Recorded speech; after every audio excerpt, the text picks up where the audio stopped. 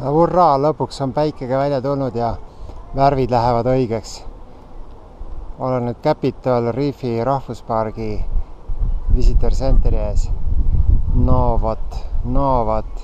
Sinine taevas, valged pilved, mitmed värvi seinad, all roheline taimestik. Super.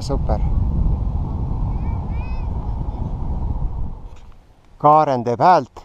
Oleme jõudnud Fruita vana koolimajani. See on probably the world's most beautiful and lonely and the smallest schoolhouse.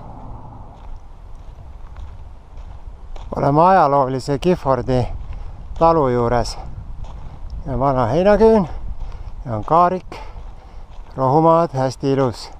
Punane mägi taustaks. Taamal on kaasaegne campground ja see on Giffordi maja, kus siis nüüd on shop ja müüakse $1 eest näiteks jäätist.